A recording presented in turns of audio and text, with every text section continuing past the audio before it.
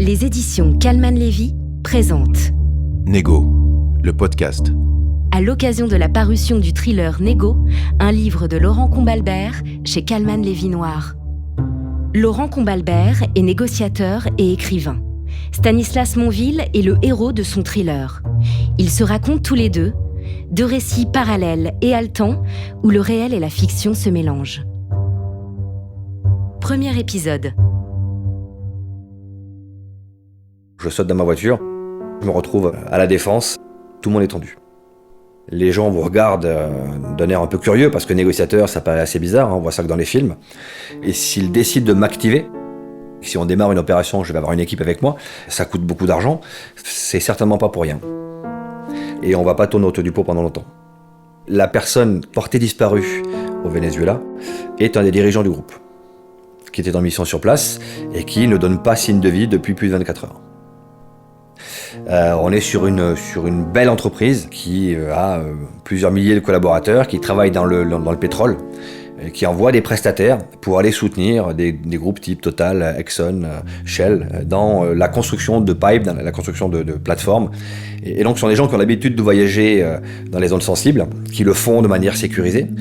Mais dans le pays dans lequel ça se passe, le Venezuela, la région dans laquelle ça se passe, le Barinas, qui est la zone frontière entre la Colombie et le Venezuela, on sait qu'il y a des opérations des FARC qui sont menées assez régulièrement. On sait que ce genre de personne peut être une cible. Et donc je vais dans le sens de l'analyse du directeur de la sûreté qui est qu'a priori cette personne s'est fait kidnapper.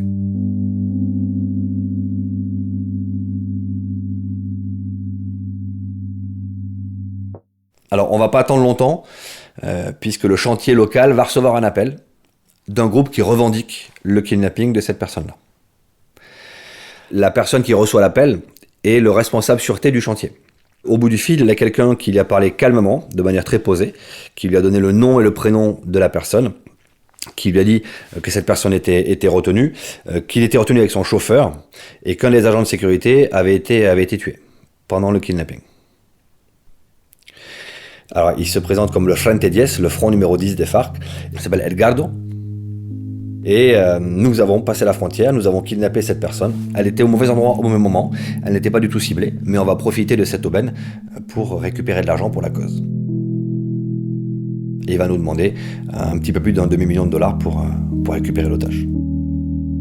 Quand vous êtes dans ce type de crise, en citant le nom des FARC, forcément vous allez faire peur à tout le monde. Là, ce que je fais, c'est prendre un billet d'avion sur le prochain vol pour Caracas, et le directeur sûreté va venir avec moi. Donc quand on part dans ce type de mission, évidemment on voyage en business, on a besoin d'être en forme quand on va arriver sur place, et puis vous partez comme si vous étiez un consultant lambda qui va auditer un système comptable pour un chantier européen. Un consultant informatique, c'est souvent ce que je marque, qui va aller vérifier la compatibilité des logiciels comptables du chantier avec ceux qu'on utilise à Paris. Je triche juste un petit peu sur ma spécialité. Le métier de négociateur au Venezuela est interdit. Si on sait que vous allez négocier sur une rançon, vous risquez d'être arrêté par la police. Parce que ça encourage le business du kidnapping.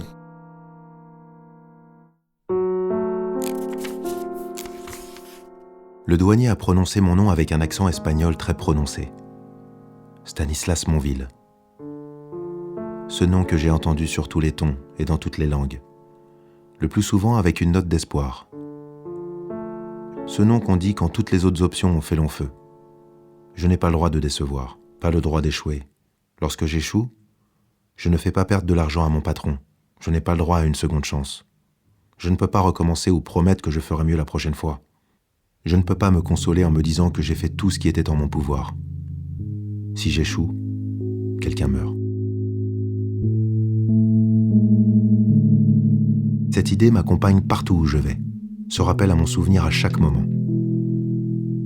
Quand la négociation commence et que le premier contact n'est pas bon, quand il me manque une information pour comprendre le contexte, ce que l'autre au bout du fil veut vraiment, ce qui est vital pour lui, quand mon instinct me dit que quelque chose n'est pas clair, quand dans la prosodie du ravisseur, une toute petite variation indique un danger inconnu, ou quand l'émotion, la peur ou la colère tentent de me déborder.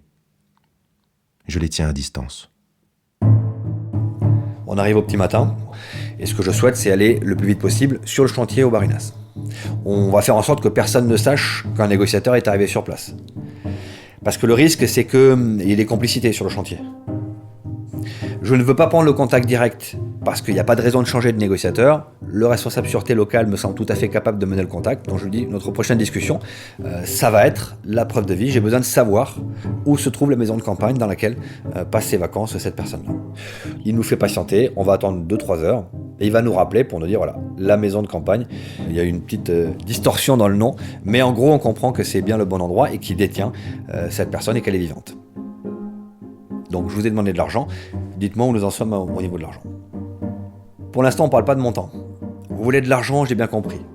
Par contre, c'est une somme importante, très importante. Je vais avoir du mal à récupérer cet argent rapidement.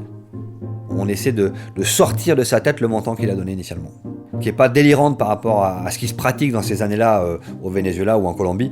Donc on peut penser que la personne connaît le business du kidnapping, elle a mis ça sur la table, elle attend une réaction en face.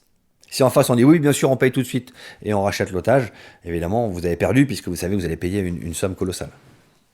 Il faut que le kidnappeur se dise, c'est difficile d'avoir l'argent que je demande, donc ça va prendre un peu de temps et ça justifie que j'obtienne un peu moins que ce qui a été prévu. Après ça, c'est là qu'on va jauger le risque qu'on va courir.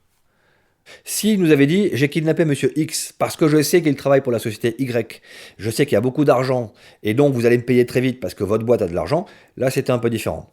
En l'occurrence, ils l'ont capturé, ils ont de la chance, bien joué, maintenant on va négocier la rançon. Donc il n'a pas le sentiment forcément que cette entreprise a beaucoup d'argent.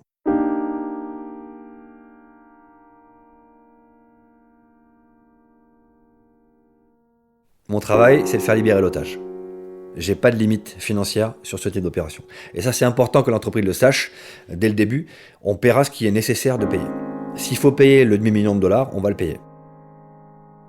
L'argent n'est pas un problème du tout. Ces contrats-là sont couverts sur des dizaines de millions de dollars. Je sais que j'ai plusieurs dizaines de millions de dollars disponibles si nécessaire.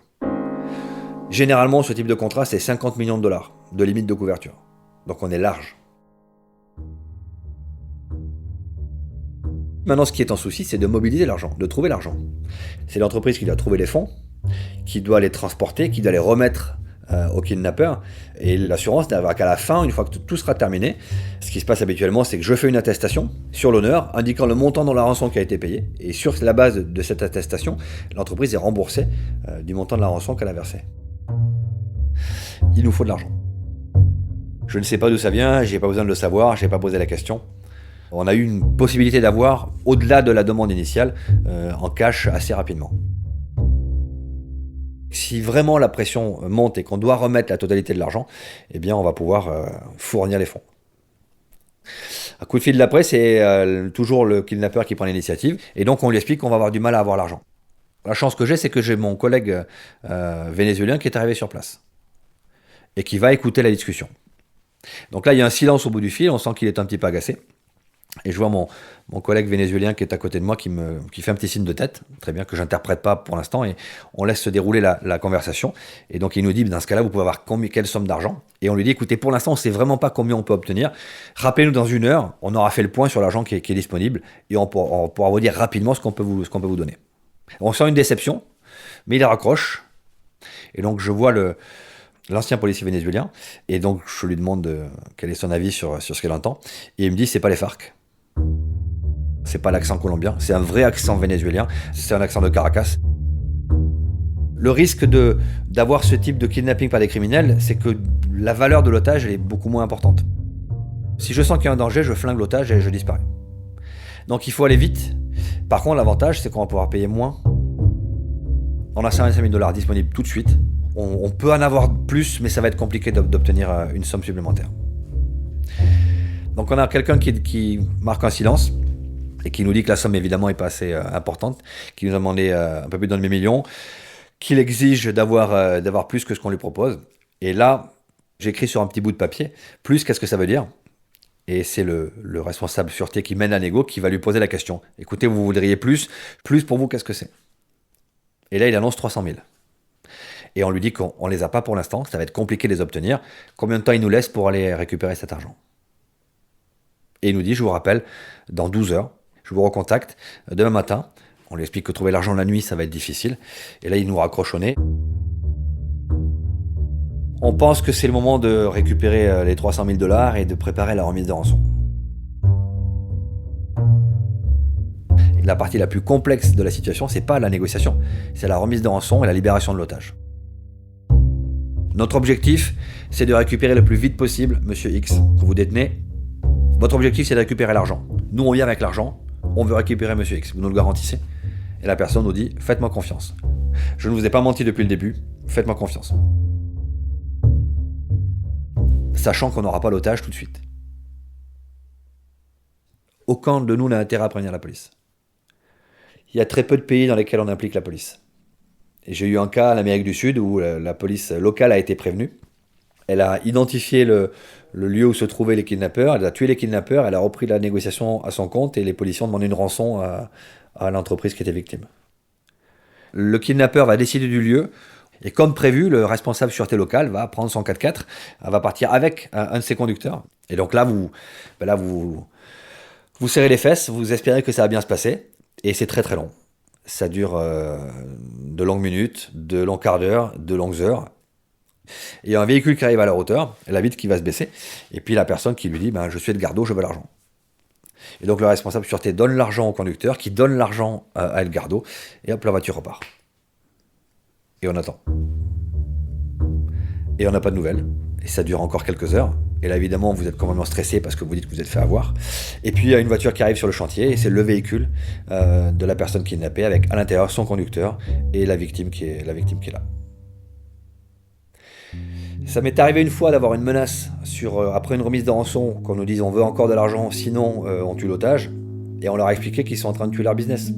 Parce que si vous nous demandez encore de l'argent, la prochaine négociation que vous allez faire, personne ne vous fera confiance. Donc vous m'aviez dit que c'était cette somme-là, on vous a donné une somme correspondant à peu près à ce que vous demandiez. Si vous tuez l'otage, vous tuez votre business. Et ils nous ont rendu l'otage rapidement. J'ai jamais eu d'otage abattu, j'ai la chance d'avoir sauvé tout le monde. Et ce qui est très compliqué pour moi psychologiquement, c'est que, mais ça c'est à chaque fois que je gère un kidnapping, c'est que je sais que j'ai payé des criminels, et une somme d'argent rondelette, avec lesquelles ils vont pouvoir s'armer ou monter d'autres opérations pour récupérer un otage. C'est tout le dilemme que j'ai à chaque opération. C'est dans les rêves qu'ils reviennent. Et le premier d'entre eux, toujours dans le même cauchemar. L'officier qui, sans un regard, m'ordonne de prendre par la droite. Le boyau qu'il faut remonter sans faire le moindre bruit. Le poids du fusil d'assaut dans mes mains. La buée de mon souffle dans le froid des cavernes afghanes. Les ombres trompeuses qui m'encerclent. Les silhouettes des 2 talibans que j'ai surpris. Et puis cet adversaire qui avait surgi comme de nulle part. La K-47 au point. Il m'avait manqué. J'avais eu le temps de riposter. Il ne quittera jamais mes nuits. Je n'ai jamais su son nom. Et je ne me souviens pas de son cri, de sa voix. Mais ses yeux sans vie, son visage d'adolescent à peine sorti de l'enfance, ils sont là, pour toujours. J'ai quitté l'armée pour ne plus avoir à obéir aux ordres qui mènent à ces cul-de-sac où les enfants meurent.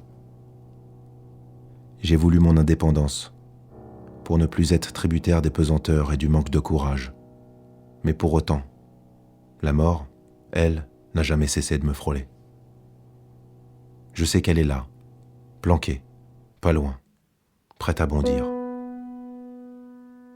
Je sais aussi qu'il est en mon pouvoir de l'éloigner, au moins pour un temps. Si je fais le job, si je suis performant, si je parviens une fois encore à plonger dans les méandres de la négociation. À suivre.